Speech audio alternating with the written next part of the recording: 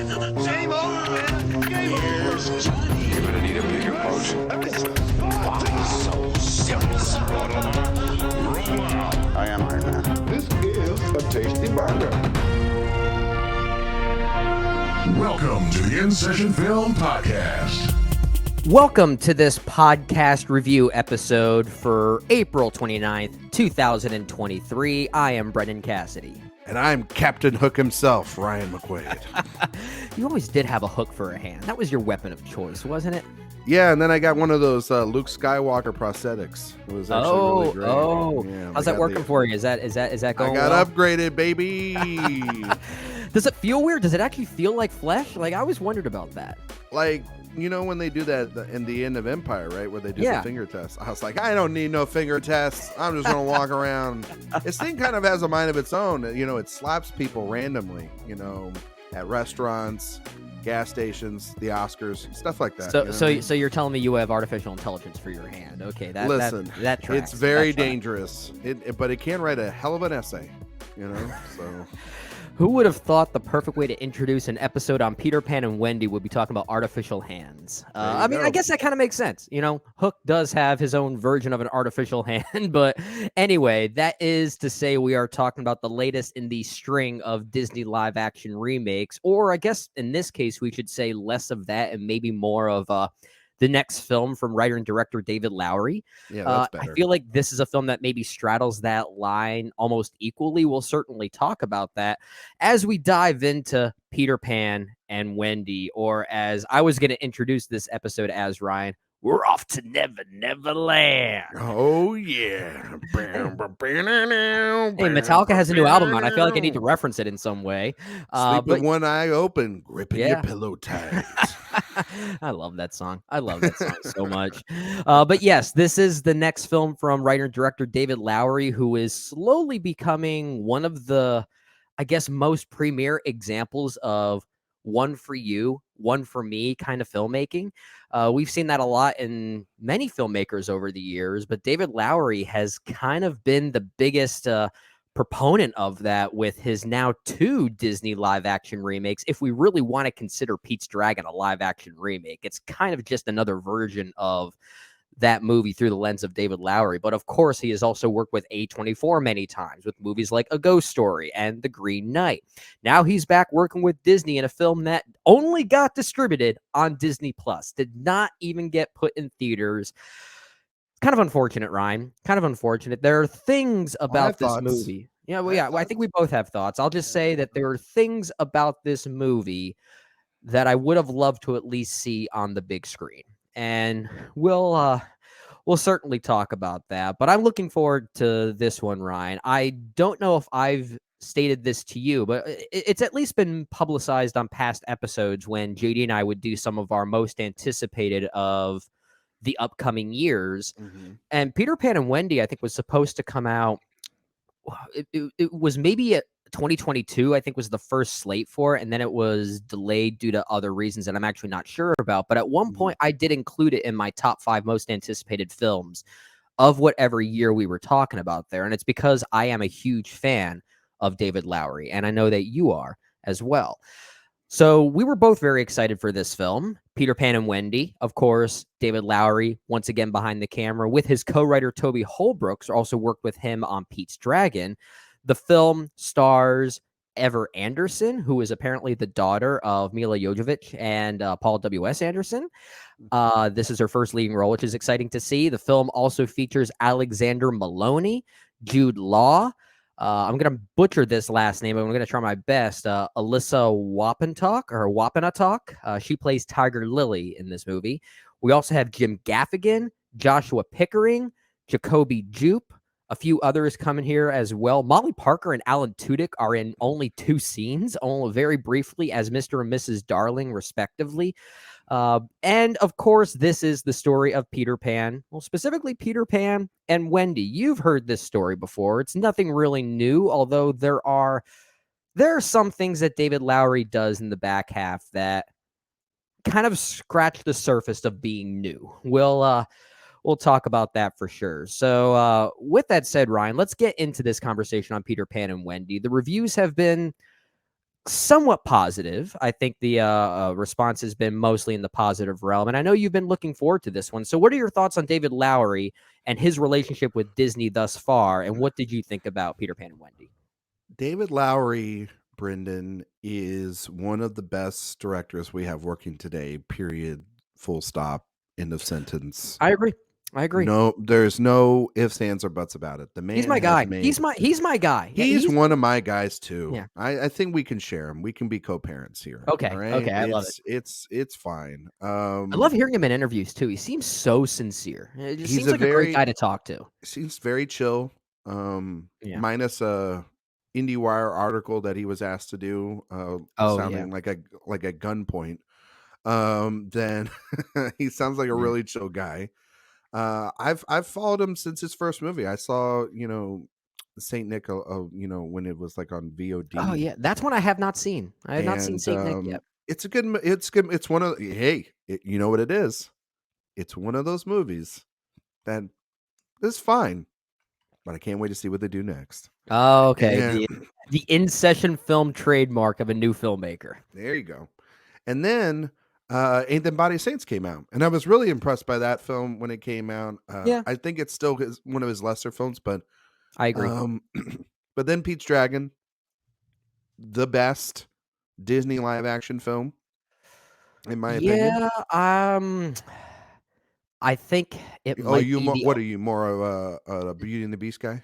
No, I was gonna say I think Pete's Dragon is the only full-on great one of the Disney live-action remakes. That's fair. I like Cinderella. I did like Kenneth Branagh's Cinderella. I thought that one was quite good. I more or less like The Jungle Book. I don't think that that's a bad movie. I think it's okay. I think I think it's fun, and it was kind of surprising for itself. Sure. I think that mostly everything else has been subpar to fine to what the hell am I doing here? And that's definitely the case. What the hell am I doing here? Definitely the case for The Lion King in 2019. Because that movie. You're going to say that about Pinocchio as well. Yeah, I forgot about that. A movie that features a literal pile of crap at one point. Yeah, and I'm not just talking about Tom Hanks in that movie. But anyway, that's besides the point. I think that then, of course, obviously, he goes on like a great run. He's been on a 3-movie run that I just absolutely love. Ghost Story, fantastic. One of the best movies of that year. Was that your number 1 movie that year? It was in my top 5 at the very least. I know that you were very high on it. It was definitely my top 5. I'm trying to remember that year offhand. That was 2017, right? I believe so. If that was 2017, then I know I at least had The Florida Project and Faces Places above it. All right, I can double check on that. Okay, but then, fact check me, please. Movie that that came out around the time you and I first started to get to know each other was in 2018, and that was The Old Man and the Gun. Yeah, a movie that has now creeped in the many years to my top 5. That movie is incredible. Is that your favorite Lowery film? Hang on, Brendan, I'm talking. Because then 2021 comes out, and then he has The Green Knight. That's my favorite. Okay. Film. Though it's interchangeable with Old Man and the Gun, because I just love Redford and Spacek, and even Affleck's really good in that movie too. But yes, The Green Knight was my favorite film of 2021. Still is my favorite film of that year. Just like, I mean, I know we were off the heels of talking about Ari Aster and what he can do with a $20-30 million budget with Beau is Afraid. It's kind of the same thing with David Lowery. They gave they gave him a cookie, and he made a one of those, like, he made a bakery out of it, essentially. Yeah. And so now he's back, and in between then I did some interviews with Jade Howley, his production designer, and Daniel Hart, his composer. And they kind of teased me about, like, we're going to make a Peter Pan movie. We're going to use the Disney iconography for sure, but we're going to make our own thing. And I was very excited about that. So I knew that for a long time. And I think I told you that. And I was like, they're going to make their own thing. They're going to take all the elements of past Peter Pans, but they're going to make their own thing, which kind of makes sense, because that's what you kind of need to do. And that's kind of what Pete's Dragon did as well, when you think about it. Exactly. So to Peter Pan and Wendy, I was very much looking forward to this. still very pissed off that this movie is on Disney Plus and not the atrocious looking Little Mermaid that's coming out. Like, talk about an eyesore. Talk Wouldn't that about be? Wouldn't that something. be funny if the Little Mermaid actually ends up being great?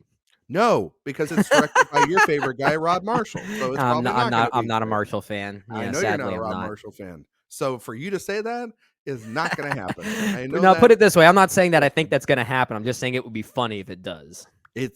You come on, search your feelings. With a big if in that statement I just said. It's like a big if, Yeah, like with the quotations, skyscraper. underlines, italicizes, anything that such- just emphasizes the if as the major talking point there. It's such a big if. Tom Cruise is scaling it right now as we speak. That's how big it is. All right. Anyway, Peter Pan and Wendy. I thought this movie was good. I was very Okay. surprised because when you and I think of things that are dumped on a streaming platform, especially now where theatrical is doing so well, Sure. and there's not a pivot to change that, you know what I mean, from a lot of studios. It feels like, a lot of studios are going back to the model, but the things that they've already greenlit for their streaming services, they're leaving there. They're not really turning back on it. You know what I mean? Right. It's very rare. It's been very rare. Like Air is a perfect example. We talked about that a couple weeks ago, where that was originally going to be a streamer. Its budget speaks for itself. It's like 100. It's like 90 to 120 million dollars. It seems like, but it's made like 50-60 million dollars. But they were not doing it with this movie for some reason. I don't understand. But then I kind of understand, because it's a David Lowery movie. I don't think audiences would particularly. I think they would be disappointed. But then, I watched this movie and I thought, man, he did it again. He rubed them all. Okay. He rubed them all, because he said, I'm going to make a Peter Pan and Wendy movie, but I'm also going to make a David Lowery movie. And that's mostly what we get here, I think. There are some choices, I think, with Pan and Hook as characters togetherly that I'm not the biggest fan of. And I've never been a fan of this sort of connecting them even further than what they have to be within the, the IP. But that being said, everything with Wendy in this movie is absolutely incredible. If we didn't get a movie called Wendy already, I think this would have been a more appropriate title. Yeah, well, this is a way better movie than that, so we don't have to talk about that. I'll just jump in and say this. I don't agree. I like Ben Zeitlin's movie better. I don't know who Ben Zeitlin is. He's never making another movie. And I'm glad that he's not. Definitely not one of my guys. But fair. But Ever Anderson in here is absolutely fantastic. I think I did not know that she was Mila Djokovic and Paul W.S. Anderson's child before you said that. So I was looking at your face. I thought you may have known. It's like, oh, did Ryan not know that? Okay, I did not know that, and it's crazy that she's more talented than her parents. But anyway, just with one movie, it's astonishing. But no, I think it's really interesting what Lowery does here, and he's talking about this. Obviously, Peter Pan as a product has always been about the idea of growing up, and the idea of evolving with your time, essentially. And I thought that Lowery was able to tap into that, I think, more than a lot of Peter Pan properties have, Brendan. I feel like we have had a gobbledygook of mixed results with Pan. Like, we've had Wendy. I wasn't a big fan of that. I know I joke with the guys. It's just not a movie that 100% Ben Zeitlin's not your guy. You don't respond to either of his two films, and I get it. No. I thought Wendy was better than Beast of the Southern Wild, but that's not saying much. And then, but it's definitely better than Pan. Never heard of that movie. Remember Pan? No. Don't turn remember the lights off. Don't remember it. Entertain us. Don't remember. I feel stupid and contagious. Now I remember that movie does feel stupid. It does. It is wildly stupid, and also very inappropriate when it comes to representation and to just the human brain. And so, and then there's like the version we kind of grew up with, the Jason Isaacs one, which is like it's not Disney, property, but it's kind of more Barry sort of book, but it does its own thing too.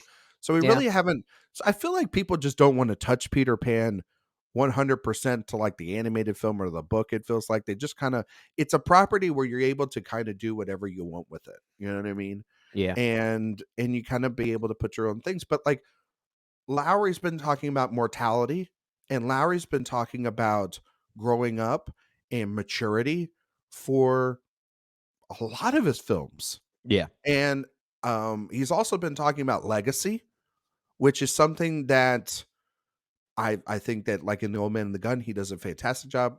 Obviously, Green Knight, he does a great job. Hmm. Mortality, that's essentially a ghost story. Yeah, And for so sure. he fits perfectly in here. This is a perfect vehicle for him to do this. Agreed. It doesn't feel like the other Disney live action films where it's very cheap or it's very you don't feel the director behind the camera. You feel him in this movie. A lot of that has to do with him being behind the script, which is a Yeah, great thing. You know what I true. mean? Like him and Toby Halbrooks who write the screenplay. It's not a perfect screenplay. This is not a perfect movie, but it is exactly what they need to do to tell this version of the story. The only aspects of this movie that I don't particularly like love is that I do think the scale of this seems small. It Yeah. feels small, Yeah. which I mean that's why I guess you could say that it's on Disney Plus rather than it's Hmm. in a theater. But that being said, Brendan, the flying sequences mixed with the sort of the final battle, the final 30 minutes of this movie, I think are absolutely perfect. And the way the score Um, by Daniel Hart incorporates the oh, classic themes from the animated movie. oh my God. I Yeah, mean, like, this is not really I mean, yeah, it's not a musical. There are a few no. pirate songs here and there, but it's not a musical like the animated film. And I think a lot of people went into this a little confused, maybe expecting a musical. But there are moments where Daniel Hart's score at least adapts some of the classic melodies from that animated film.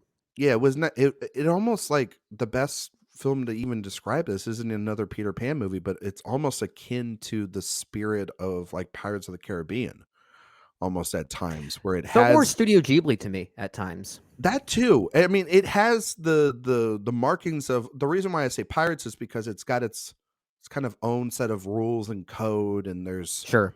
obviously the pirate angle to it, but that movie doesn't feel as like grand either when you really Hmm. think about it. That's true. It's just got an extra bit of budget because of some skeleton ghosts. You Yeah. know what I mean? Like Yeah. some skeleton Yeah. pirates.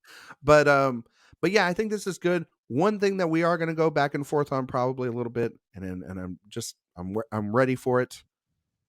Jude Law as Captain Hook is good. He's very good in this movie. Nah. I like him. I like Jude Law. Good guy, good at his job.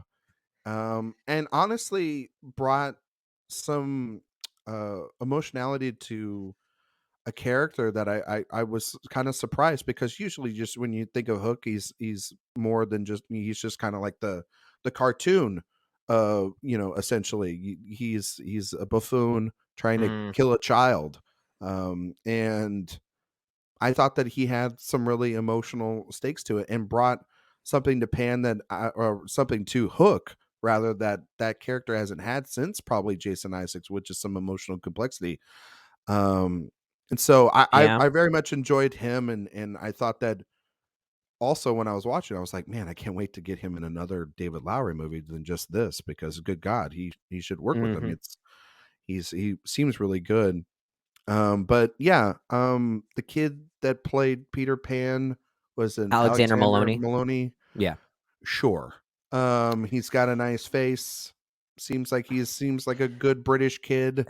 I have some thoughts on Um, him as well. he's not particularly the strongest point of this. I think when the movie focuses on Wendy and on the Lost Boys, um, that's Yeah, really who when are it not when really it very shines. heavily characterized, but they have a weird endearing presence, even if maybe they each have like 2 lines total in the whole movie, if you add each They've of their got a good respective. energy to them, I did too, and I think that's which all it is great. needed. Yeah. Yeah.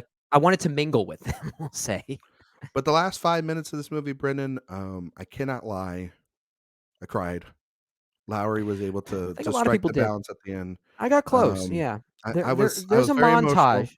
There's a montage that lasts about 5 seconds from Wendy's point of view that I won't say what it is. It sounds like based on the way you're shaking your head, you know what I'm talking about. Yeah, I do. It's great. It's Yeah. really great. Despite its faults, Brendan, it's David Lowery, and I can't be mad at him. He did a good job. Yeah, I get you. There's a lot to bounce off there. I will say there's a lot of unfortunate realities here with regard to this movie premiering on Disney Plus as opposed to theaters. And honestly, I'm not too surprised because, like you said, with movies that either premiere straight to other streaming services like a Netflix, for instance, you can just tell this was made for a streaming platform. Disney, I feel like, is kind of doing the opposite, right? Like the movies that I think should be in theaters are going to Disney Plus. The movies that I think should be on Disney Plus are the ones going to theaters. Yeah, like Turning Red last year. We all Turning thought Red. Luca. Luca was another one. Oh my God. How did we never get Dan Romer's score in a theater? How did that not happen? Gosh. But I more or less feel the same way about Peter Pan and Wendy. Seeing this, I could tell, given Disney's track record right now, this seems like something they would just put to Disney Plus as opposed to theaters. And it is unfortunate. There's a lot about it I would have liked to see in a theater. I hope it doesn't sound like I'm going to be too hard on this movie. And I think a lot of it is really just due to David Lowery and what I normally expect from him. And just the fact that he gave us what I think is one of the best live action Disney movies ever with Pete's Dragon. That was in my top 10 of that year. That was 2016, I think it was. And sometimes I go back and think that might actually be my favorite David Lowery film. It's between that and A Ghost Story. Those are the two I tend to go back and forth on. I don't think Peter Pan and Wendy is one of his better movies. I do think it is good. I do think it's good. And it's interesting to say that one of his lesser movies is still one of the better Disney live action remakes. I still think of all of these live action remakes we've gotten, Peter Pan and Wendy is probably still in the top 3 for me. It's Pete's Dragon, Cinderella, and maybe this one because it's at least it at least has a vision from a filmmaker that is more realized than it's not. I think the biggest problem here is I can kind of feel the tug of war happening between the Disney side of things and the Lowery side of things, certainly more so here than I did in Pete's Dragon. I mean, Pete's Dragon felt like a David Lowery film that Disney just chose to distribute, which is uncanny. But this does feel like there is a sense of compromise here. And a lot of that might be due to the length. It's a pretty short movie. It's not anywhere close to 2 hours. And I think that I don't like to talk about length as a good or bad thing, but I think in this case, this movie needed to breathe a little bit more.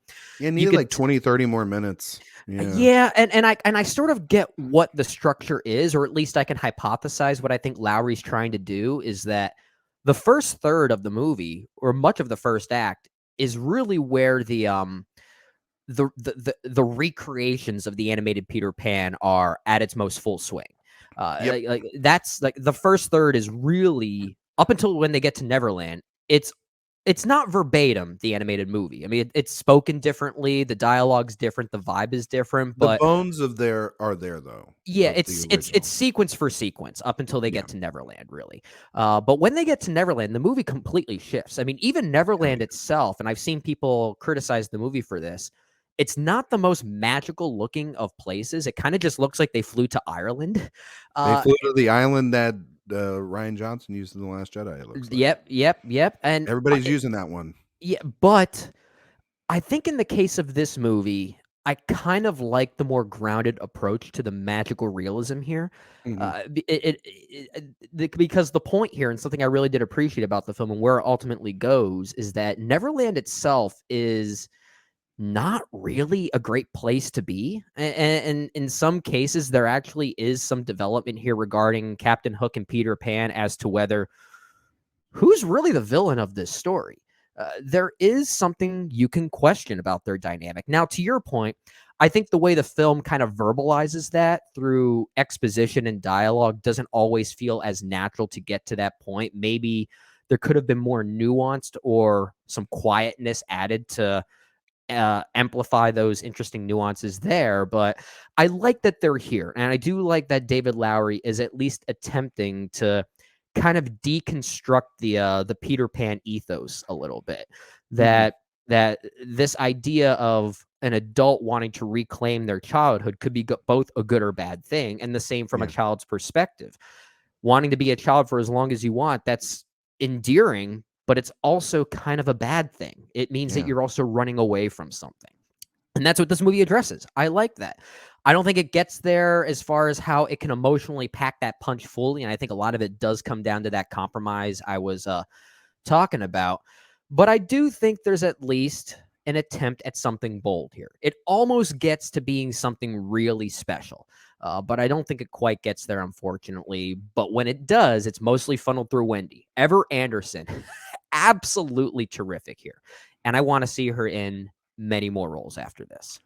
Yeah, I think, Brendan, you mentioned, I don't think that the idea itself is a bad idea, and I don't like it. I think the execution of Pan and Hook together, tied together through their history, it's a little wonky. It's wonky. It's a little. It's getting a little dirty. You know what I mean? It's like this movie it's a little, it's a little sweaty. This movie is this is like the best example of when I talk about a movie being uneven or feeling a little uneven. This is a great example of that. But you know what? Its idea, like you're mentioning, it ties into the rest of the movie. It does. So it totally makes sense why he would want to explore that. Because spoiler alerts for folks, we're gonna just talk about this spoilers. I'm not gonna dance around them anymore. Oh my gosh! Okay, I had no idea this was happening. I guess we're getting into the weeds here. Property that's been around forever. But also spoilers for Peter Pan and Wendy. Essentially, what we're talking about here is we're talking about Pan and Hook's connection from the fact that in this version of this movie, Lowery has essentially said that the way Captain Hook became Captain Hook is because of Peter Pan.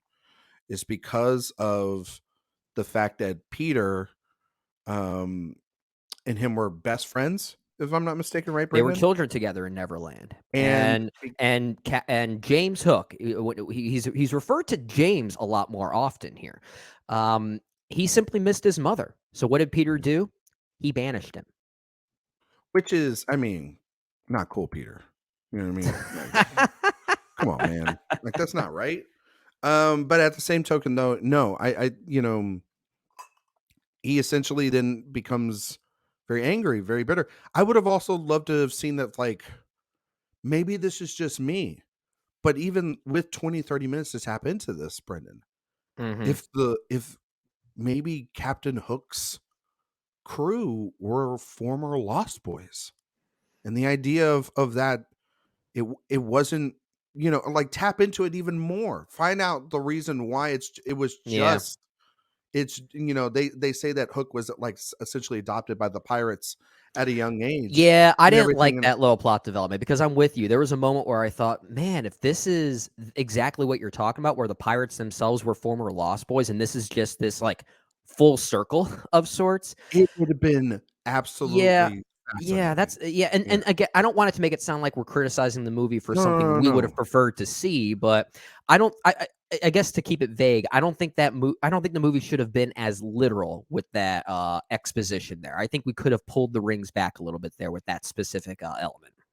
Yeah, I think we could have totally been able to do that, and I think that I think that it's adding more to this, to what he's essentially doing, which is diving into the mythology and diving into the idea of, okay, this is a old man with a hook, that's got this villainous relationship, this antagonistic relationship with Peter Pan. How can we tap into that, connecting them? Because Pan does that. Pan taps into trying to connect them, but they also tap into, now that's what I call 1990s music put into it and a whole bunch of other crap. You know what I mean? Lowery specifically is using that to tie into Wendy and tie into the fact that Wendy is essentially at the point where she is turning older and she's past the point of adolescence and she's lost it. I like the idea that they have her struggling with her inner child, struggling with her adolescence throughout this film. The reason why she can't hear Tinkerbell throughout it, but the others can, You know what I mean? The fact of that, her brothers who are also really great job by overall, just great job, Yeah. outside probably of Pan by Lowry of getting a lot of kid actors that are really, really good here. But I like the fact that it ties into everything. And then I do like those scenes where Hook is talking to Wendy about it and it does Yeah. get emotional. Those are Law's probably most dramatic points of the film. And Law has this ability as an actor. He's one of my favorite actors, period. Sure. Brendan. I, Same. I think Jude Law just is able to bring things to a ground level to make you as an audience buy into even something as ridiculous as his version of Captain Hook. And um and then but I just don't I agree with you. I think the movie needs a little bit more of a breathing room, more of a landing Yeah. pad Yeah. to be able to stick it fully. Now, it does for me with Wendy and Peter Pan later in the film because Hmm. though and there's a little bit of a sweaty moment there too, but even beyond that, I still thought that scene, because of their relationship together in the film, what they've gone through, essentially almost like Peter having a Spider-Man 2 moment in this movie as well. Yeah. Yeah. You know what I mean? Thought I didn't about think that. about that, but yeah. Uh, Okay. I can see what you mean there. and them having those moments together on top of the Darling House. I thought that was really great. And also I thought it was really smart of Lowry to end the movie the way he did. And it ends on an emotional high. The problem is that then of course the Disney version of it comes in at the end when the ship comes back into Neverland or whatever. Oh, I And didn't that mind for that. I didn't and mind that that. and that for me, I was like, oh, okay. But even still though, I thought, okay, I get that. That's fine, but the groundwork for everything else has to earn that too. Well, And you know yeah, what I mean?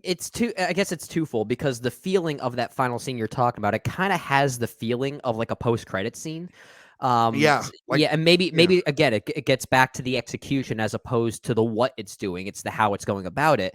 But I didn't necessarily mind it because it doesn't further crystallize any arcs because both Hook and Pan here, their arcs are kind of left dangling a little bit in a way that's not meant to set up a sequel, in a way that's actually kind of tragic, because it basically suggests that someone like Peter, he has finally acknowledged that being in Neverland for so long, he barely even remembers his mother that he ran away from in the first place now, but she's no longer here.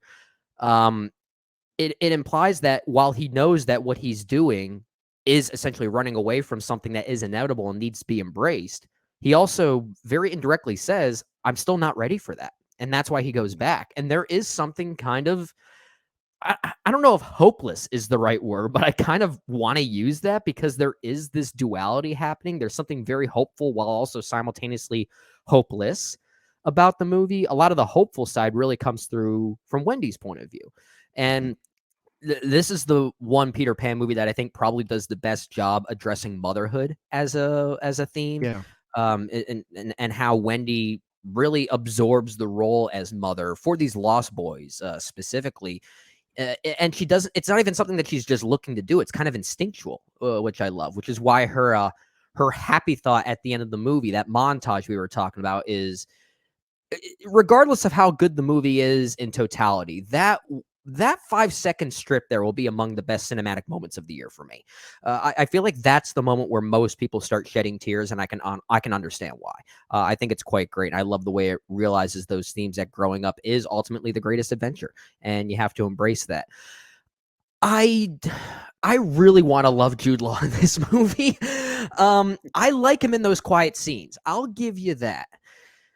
But every other time here, I just saw Jude Law in pirate getup. I couldn't look past the Jude Law. And I don't. Maybe that's more on me than it is on Jude Law's abilities. But there is this juxtaposition between the comedic and almost slapstick side of Captain Hook, and then the more vulnerable side of him. And I feel like Jude Law is only able to capture half of those things. The other half, again, maybe that's more on me. Maybe I'm just so attuned to seeing Jude Law in certain things, and this is kind of an out of the box role for him in some ways when you think about it.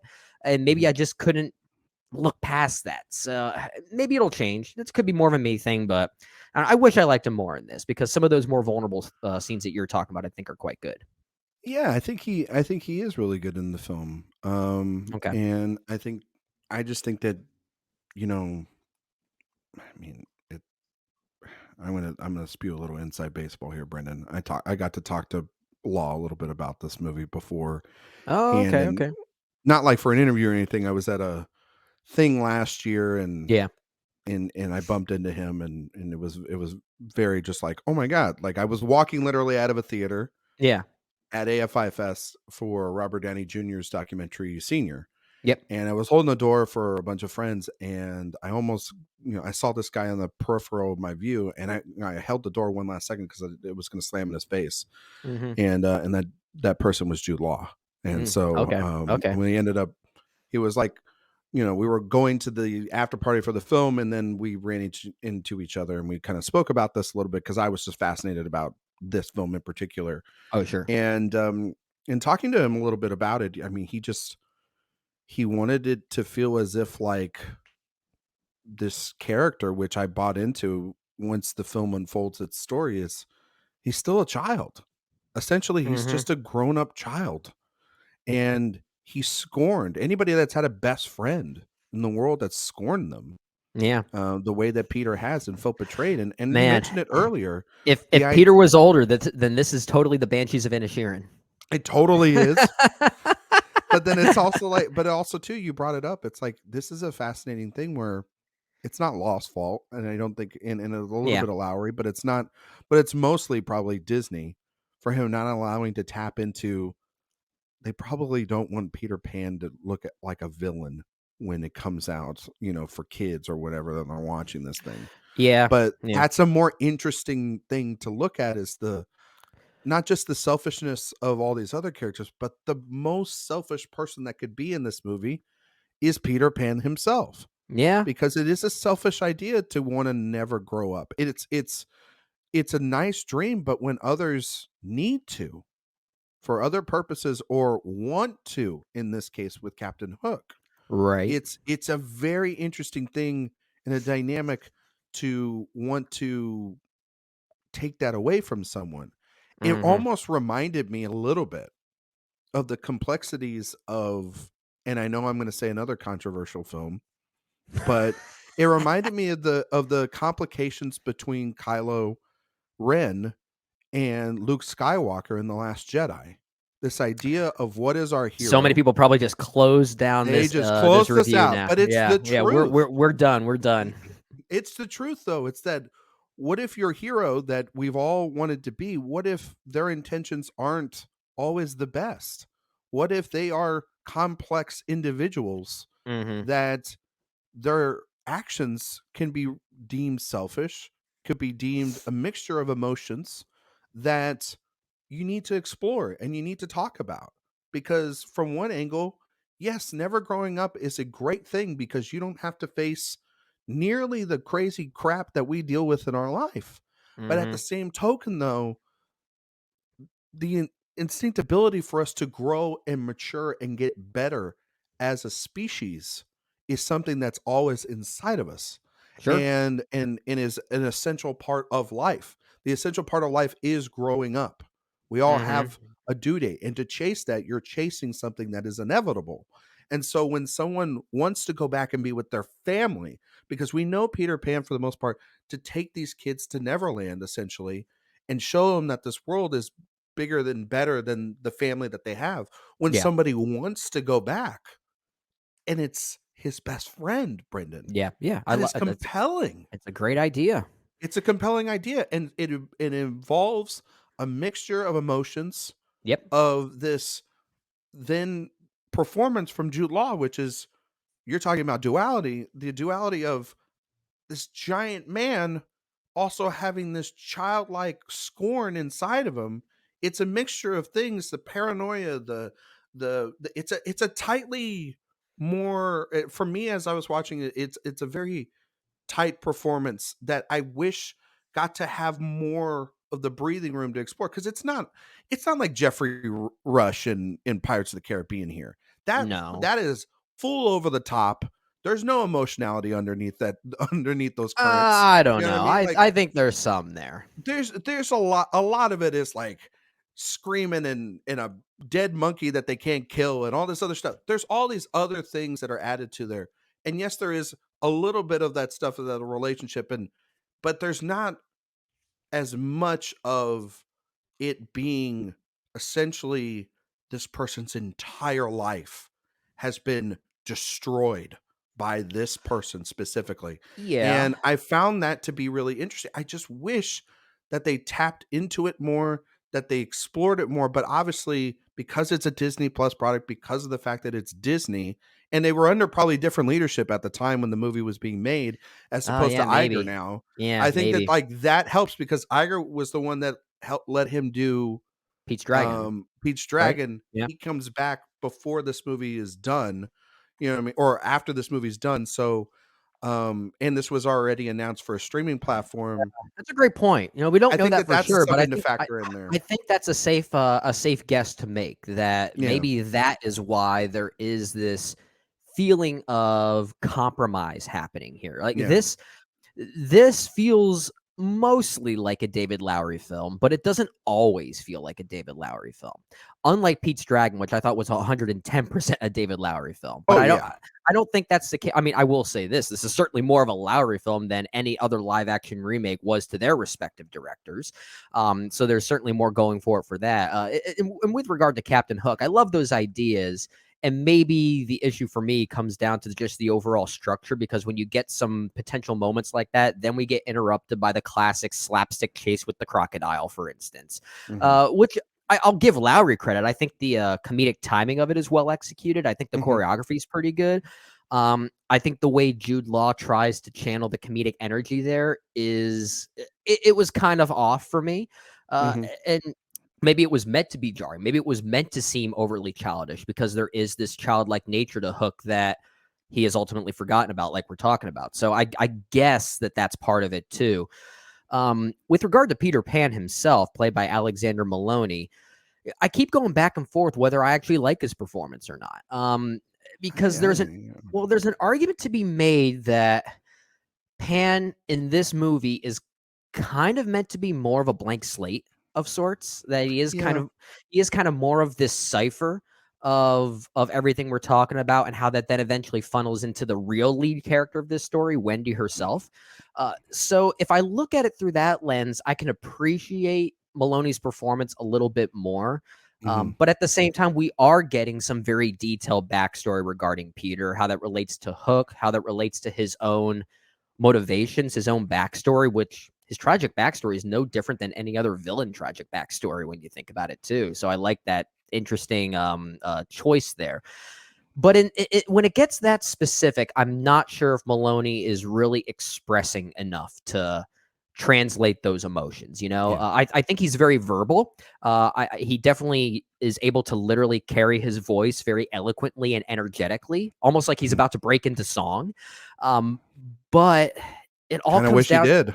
Well, Kind of wish he did a little bit. I could have sensed that. He definitely had a theater energy to him. Yeah. Um, but sometimes a great performance all comes down to the eyes, right? And there was something blank there for me.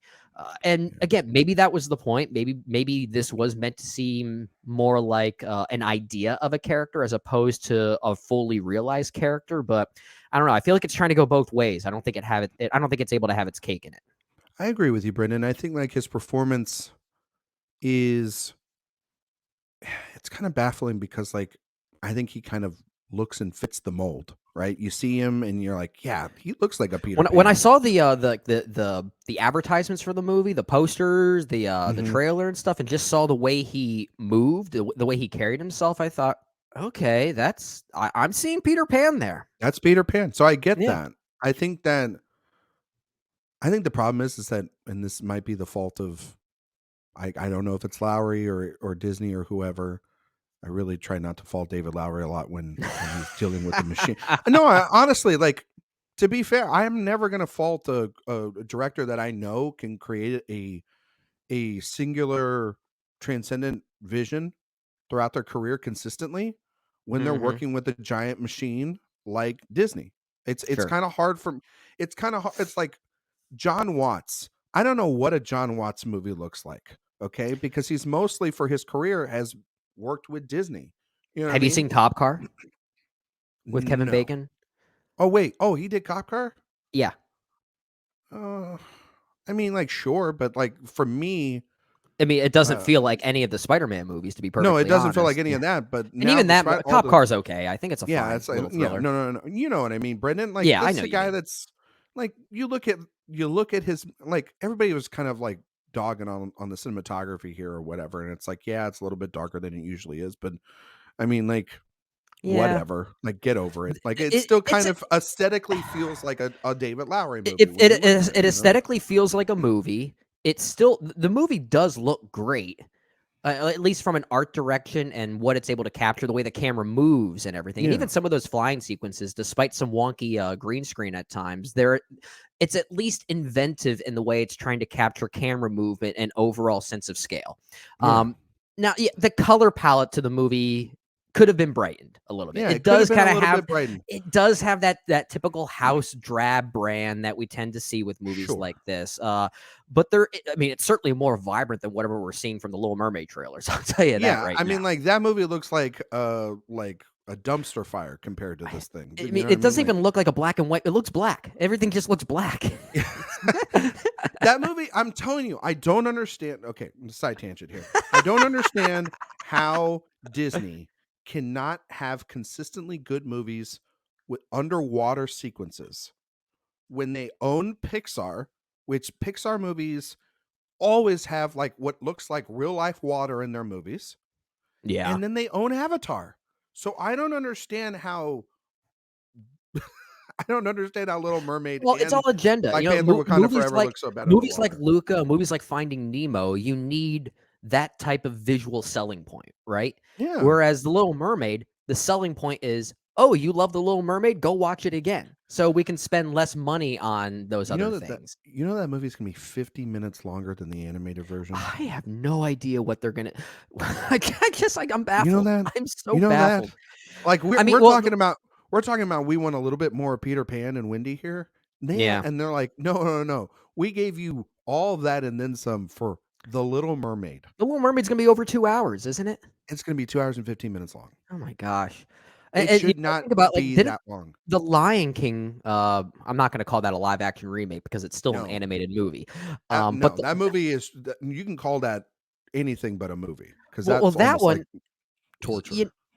I mean, that wasn't 50 some minutes longer than its animated counterpart, No. but it was still longer. I think it was maybe 30 minutes longer, and mostly what all that movie did was elongate scenes we've already seen. And if that's what The Little Yeah. Mermaid is going to do, then I mean, it didn't work before. Yeah. Still under 2 hours though, Oh, yeah, which is not it was like saying hour 50 something, I think it was. hour 58. Yeah. Right under the gun. Wow. Still not a good movie. Nope. But Nope. God, Probably I the hate worst that. one. It's probably the worst one of Oh, these it's live action definitely the remakes. worst one. It's Certainly the most soulless of them all. definitely. Oh, for sure. That's why like it'll be really fascinating to see Barry Jenkins take over that property for his prequel sequel kind of thing Oh, that he's yeah, for doing Mufasa. Yeah. because that actually might have a director with some soul.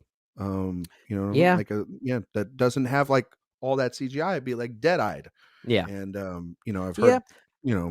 I've heard some stuff about it and I've heard good things, which That's good. And but all that these movies need are a soul. Disney movies are all about the soul, right? they And just yeah, they just need and not just, P. Doctor soul, but like a real soul. You know a what I real mean? Like soul. they Yeah. It needs sincerity. That's what it needs. It needs they that kind of soul. they need a sense of wonder and sincerity to them. Yeah. And Which if at you have least Peter that, Pan then and Wendy has that. Like, I don't love yeah, the movie, but it at least has that. it for sure has that. And I think that aesthetically, for the production design, I think Jade Howie does really great work again with Sure. Lowery.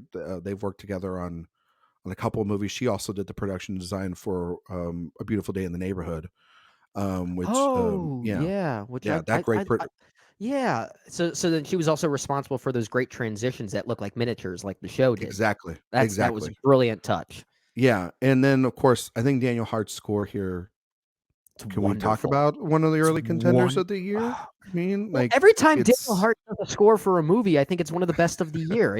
He's like my yeah, John that's fair. Williams working today. It's Yeah, I think that's fair. I think he's able to blend the classic Disney stuff in there with new material enough, and Mhm. I think he does a really fantastic job. I do think that Lowry's direction here is still really solid. Yeah. For the most part of it, I do think that those. You're right, Brendan. I can't really fault him for getting like a lower budget than something like The Little Mermaid, but he does the Yeah. best what he can under the parameters that he's kind of given. Like it felt like they there might be a longer cut of this. There felt like there could have been something more to it. I was And gonna save that for my final thoughts, Ryan. You're kinda beat me to the punch. I sorry, I didn't was mean no, to. no, you're but I'll just jump in and say this if you don't mind. I'm not saying that this will happen. I'm not predicting it, nor am I saying I ultimately need to see it, but if at some point there's a director's cut of this movie, Yeah, I I want would to see not it. be surprised. I'll I simply want to say see it. that. Yeah, Yeah, yeah. I'll say that too. I'd like to see it. I think his vision is mostly still here, slightly yeah. compromised by the Disney machine, but I'm wondering what else because he said in interviews that this was his favorite movie he's ever made. At least Well, when he was well, making it. But I mean, of course, any of artist course. is going to say something like that in the Yeah. early stages of principal photography. Yeah, And but I mean, like yeah, you know what I mean. Like it's like, yeah, Disney pay. Yeah, it's my favorite movie I've ever made. They gave me a big freaking check, and I can pay off my mortgage. You know what I mean? yeah, Like, yeah. like you know what I'm But at the saying? same time, like his reasonings for it, it made I got sense it. I given his got what you're track saying. record and the kind of person that he is. And I thought, man, he is the perfect director for this. And Honestly, he yeah, is. He yeah, seems to like I was saying earlier, his where he is at the trajectory of his career. Talking about a lot of the things from the Green Knight and a ghost story and hmm an old man and the gun, mortality, legacy, um, youth, youth youth, kind of plays a part in you that, at know, least with Pete's Dragon. But there yeah. is I this mean, there almost are all those elements that fit yeah, perfectly into a Peter Pan. And that's the thing is this is the best Peter Pan movie we've gotten in a long, long time yeah, because I think personally the director fits the material at least. Like yeah, yeah, we and actually has not all the way something new to say, but for enough of it has kernels of an idea or kernels of things to continue to want us to go back to. Obviously, like the movie kind of sets up maybe like more. I don't know if he wants to do more. I don't. I just think that yeah. that's kind of how a movie ends. Which is kind But of the like, Disney way of doing it. it's kind of a Disney way of doing it. But like, I have to say, like, it was. I know that we were like, oh, we'd like more, but also too easy breezy. Hour 48 or whatever this movie is, hour 40, kind of goes hmm by. You get to see some really good things. You get some things in it, then you go, man, I wish they would have fleshed that out more. But overall, it's at least more interesting than a shot for shot remake Oh or yeah, something that looks aesthetically like an eyesore. yeah. And I applaud him for making it. It's yeah, it's probably once again one of the best Disney live action movies. But that again It's a low is bar. not that's a low bar. You know Yeah. what I mean? I didn't ask you this. Did you like the Mulan spinoff? I did. I Okay. was the thing is like I was more frustrated by Mulan than anything else because I think Okay. it makes some choices that were a little questionable regarding her character arc that I didn't Okay. necessarily love, but at least that one I felt like it was trying to pull influences from different things. Like there were times I thought this reminded me a lot of like Zhang Yimou a little Oh, bit. okay. And so there was at least an artistry to that one that I thought, okay, I can appreciate this one more. I Okay. like this more than Mulan. I'll say that Fine. though. I do think it's a better movie overall. Okay. All right. Yeah. As far as other final thoughts here, as we close out this conversation, I'm trying to think about other Peter Pan adaptations that we've gotten. I don't think it's my favorite Peter Pan movie. I'll simply say that. I think the more I think about it, I might still prefer the animated counterpart a little bit, and Yeah. it's mostly because it's something I grew up with. I think Lowry's film does make the right changes that needed to be made. especially with regard to Tiger Tiger Lily. Lily. Yeah. And, No shit. yeah, I mean, we know, the stuff in the animated film from 1953, I Ooh, think it was. Yeah, boy. I mean, it's Yeah. questionable. I think the biggest problem for me in that animated movie is that it's just really tedious. It doesn't need to be in there. It really That's the doesn't. thing. Which is unfortunate because I'll admit I do like the song "What Makes the Red Man Red" as far as just functioning as a melody. I think it's a catchy song. I don't necessarily like the ramifications. The ramifications or intentions behind it. Like, Yeah, I exactly, get you. exactly. Yeah, it's not good. Hasn't Yeah, aged well. But yeah. that's the thing about it is you gotta need to leave that in there because I know Disney was thinking about getting rid of some of that stuff in there. We need to Mhm. learn through our old properties what not to do in our new properties. And I No, think yeah, you're right, Brendan. history Like, redeemed to repeat ourselves. Let's not cover the mistakes. yeah, And I do think this movie, David Lowery's film specifically, does a good job correcting a lot of those things. The yeah, actress that plays Tiger Lily, again, I'm going to try and pronounce her name here, Alyssa Wapawanatok. She's really good here, very good here. And many of the young actors who play the Lost Boys, despite having very little to say or do, I thought were very nicely varied. You mentioned that they have a good vibe to them, and I agree yeah. with you on that. There's a good Uh, spirit to them. Very good spirit. But looking at the overall, I guess, trajectory of Peter Pan movies, this is certainly one of the better ones. I Yeah. really need to rewatch that one from 2003 again with Jason Isaacs because a lot of people have been going back to that and saying it's actually the best one. People, yeah, but also people got nostalgia blinders for things too. Well, that's the thing. I noticed a lot of people saying that are those, around our age that maybe saw it at Yeah. that time. I saw it later, so I never grew up with got it. a great trailer. They put that Coldplay clock song in there. Like that's Oh yeah, that was one of those that was times good. when they put a popular song and oh yeah, But okay. also that makes kind of sense for a Peter Pan movie to have clocks in there. You know what I mean? It It's not does. on sometimes on the nose is okay. Yeah. But Yeah. can I say two things real quick, Go for it. Brendan? One is and this is speaking to the inclusion of the diversity within the Lost Boys, and also for Wendy being in this title, Mm-hmm. which we can't state enough how great Everett Anderson is. Yeah. She's someone that I hope it gave me like the kind of like the reminding of like when I saw Super 8 and I saw Ella Fanning in that movie, and I was like, oh, Mhm. she's going to be a star. Maybe not everybody else in this movie, but she's going to be a star. Yeah. And it's not just about nepotism, or anything. It's about literally the fact that she has a screen presence that I think will bode well in other projects. Yeah. The way that this movie has been received and sort of trolled on by online communities. I know we don't want to talk about it, give it too much air.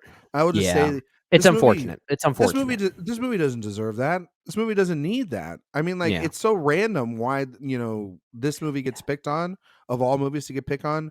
This movie is great. It's a great one for kids. If that's I the think, energy that you're spending on this movie, then I'm sorry. You're I think doing it wrong. your life needs to be busier and occupied by other hobbies. No, I just hope that Disney doesn't see any of that and take that out on Lowery or the creatives behind here. You know what I mean? It's like that's Yeah. completely out of their control. And that's not the movie that they were trying to make. This, people trying to say it's this, woke thing or whatever, or or whatnot. It's literally built. That'll be the in first within- and last time we use that word in the In I- Session Film podcast. I hate using that word, but I hate using that word just for point of reference. I hate using that I word. get you. But that's what these trolls online are saying about it. And I think that that's completely disingenuous to Lowery's vision, this cast, the updating of this material. It's it's a good thing to have. And yeah. and I agree And with you. speaking It's of one the the better Peter cast, Pan- sorry to cut you off. Speaking of the cast, Yeah. I just want to make sure we call out this other individual, Yara Shahidi as Tinkerbell. Really Yeah. good here. Really charming. She's great. She's Really got charming. I wish we had a little bit more with her. Yeah. But she's perfect as Tinkerbell. It's kind of Yeah. like that Tink's always that up to no good sort of character throughout this entire adventure, and Sure. and I thought that she was great. I wish she had maybe a little bit more a fun- interactions with Yeah. Peter Pan himself. Well, yeah, she has more interactions with Wendy, which might Wendy, be, yeah. might be the point though, because Yeah. that final moment between the two of them. If there are two tear-inducing moments in the movie, it's the one we already mentioned with that 5-second montage from Wendy's point of view, Mhm. and then it's the final moment she has with Tinkerbell. Yeah, which is absolutely like heartbreaking, broke my Yeah, heart. it's really good. But I gotta say this: if David Lowery is gonna keep making Disney live action movies, so then he can finance whatever projects he's gonna do in the future, Mm-hmm. Oh, good I'm on you. fine with that. I'm fine with that. Good Good on for you, him. mate, because you're the only one that's being able to do that at a consistent rate that I Yeah. can trust. I Because just like hope. Yeah. Yeah. Go ahead. he's Go ahead. doing some movie with Anne Hathaway, I think next Oh, about the Mother Mary, fashion I think it's industry. called. It's like it's Yeah, a music movie of sorts or something. like about the fashion industry or Yeah, something like that. that's interesting. Hell But yeah, yeah, I think he's working with A24 again for that one. So hell he's yeah, got two studios that works between the one for me, one for you kind of mentality. yeah. But I'm with you. If he's going to keep working for Disney to keep that trajectory going, at least he's making, well, for the most part, his own movies in the process. I guess selfishly speaking, if he's going to do another Disney movie, I hope it's more of another Pete's Dragon than it is Peter Pan and Wendy, even though I do still like this movie. But I think you make a great point that maybe it's leadership at Disney that led to a more compromised vision here as opposed Mhm. to Pete's Dragon, because Bob Iger was really, at that time, he was more about creative voices having more of a say in that. Yeah, the hate point y- of it, you know what I yeah, mean? I yeah. think also, do you have a film that you would like if Lowry has to come back to Disney to create a trilogy of sorts, what do you think would be the best to fit his sensibilities? Last Black thing. Cauldron. I was gonna say Black Cauldron too. Black That makes Cauldron. I could yeah, see him maybe trying to channel some of his Green Knight-isms into yeah.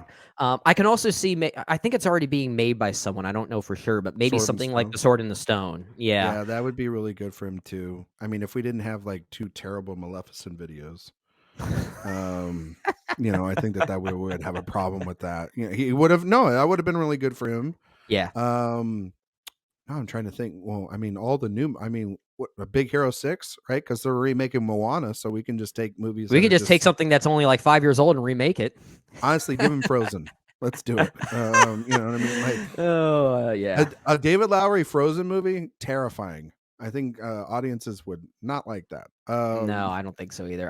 I'm sticking with Black Cauldron. I think that is, well, because it sounds like you and I are in the same headspace where we're going to be looking at Disney animated movies that needed to be remade because they just weren't very good in the first place.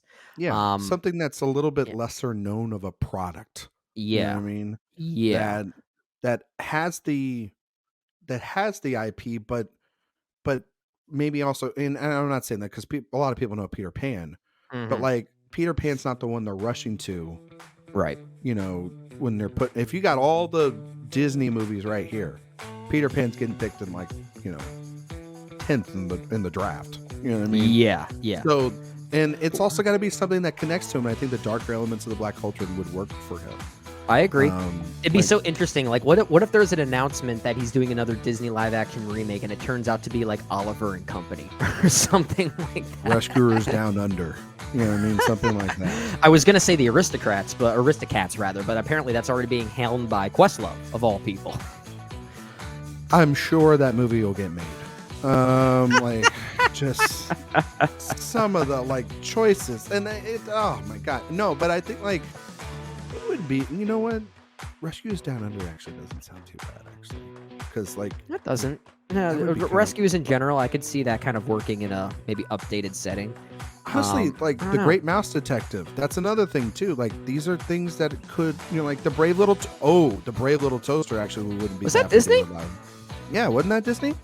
It may have been directed. I don't know for sure. I honestly don't remember. Wasn't that something like that would be really good? Talk about existential dread. You could just see a toaster for 30 seconds in frame, making toast, kind of like Rooney Mara eating a pie. You know what I mean?